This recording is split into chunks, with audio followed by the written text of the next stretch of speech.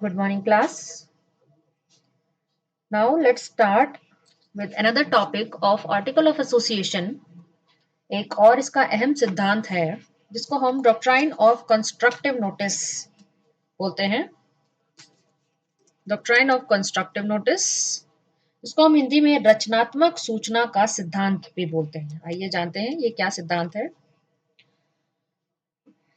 साधारणतः नियम यह है कि प्रत्येक बाहरी व्यक्ति को कंपनी के साथ संबंध स्थापित करने से पहले कंपनी के पार्षद सीमा नियम और अंतर नियमों को भली भांति देख व समझ लेना चाहिए एंड इस बात से संतुष्ट हो जाना चाहिए कि उसका व्यवहार उक्त सार्वजनिक प्रालेखों के उपबंधों के अनुरूप अथवा अनुरूप है या नहीं।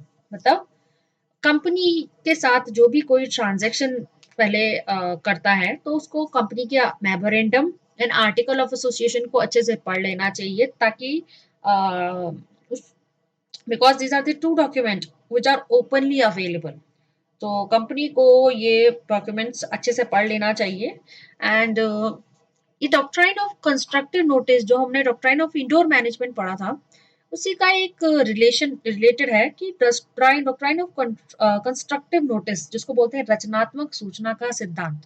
It is presumption of law. Law द्वारा ये एक मान्यता है based on the thesis that the efforts on the part of a person not to know a fact deliberately which can be known by ordinary diligence would not entitle him to take advantage of his own fault।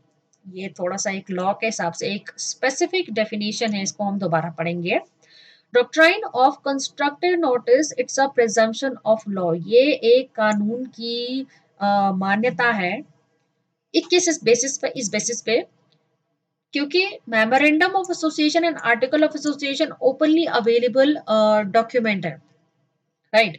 So the efforts of a person not to know the fact definitely. Now assume किया जाता है कि company के साथ जो भी agreement कोई भी शेयर होल्डर कोई भी कॉन्ट्रैक्ट करता है, कोई एग्रीमेंट साइन होता है किसी थर्ड पर्सन का, ये माना जाता है कि उसने कंपनी के memorandum and article of association को पढ़ लिया हो।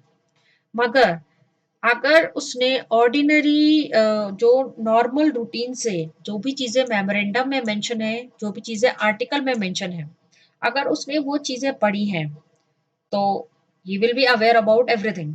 अगर उसने वो चीजें ओपनली अवेलेबल सोर्सेज से नहीं पढ़ी हैं, बाद में वो क्लेम नहीं कर सकता कि उससे फैक्ट्स छुपाए गए because he has not himself read the facts clearly. उसने अपनी तरफ से चीजों को नहीं पढ़ा है अच्छे से, तो उसको बोलते हैं doctrine of constructive notice. Doctrine of indoor management का मतलब था कि कंपनी के आंतरिक जो भी गतिविधियां चल रही हैं वो एक आउटसाइडर का काम नहीं है कि वो देखे समझे क्या चल रहा है।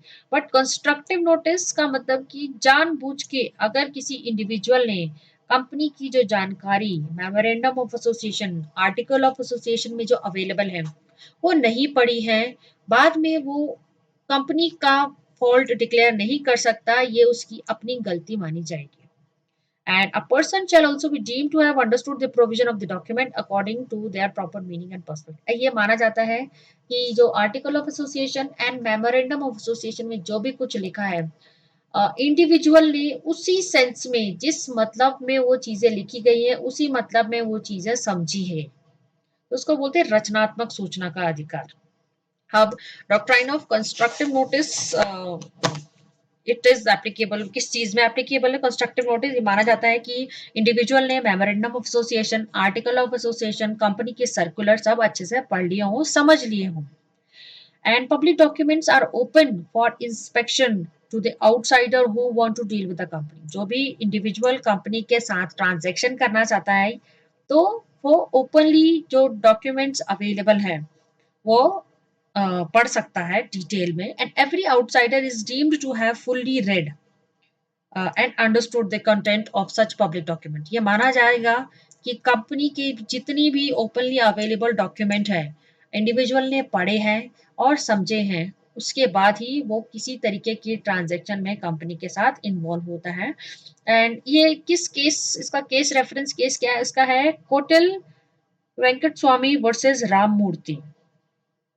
इसमें यही मेंशन था कि राम मूर्ति कंस्ट्रक्टिव नोटिस का फायदा उठाना चाह रहा था कि article of association, memorandum of association में चीजें मेंशन होने के बाद भी उसने नहीं पढ़ी या नहीं समझी या उससे स्किप हो गई। बट अगेन क्योंकि ये ओपनली अवेलेबल डॉक्यूमेंट्स में ये चीजें अवेलेबल हैं, therefore doctrine of constructive notice is applicable in that case. So that's all for doctrine of constructive notice. रचनात्मक जो हम बोलते हैं रचनात्मक सूचना का सिद्धांत ये कहता है। Thank you.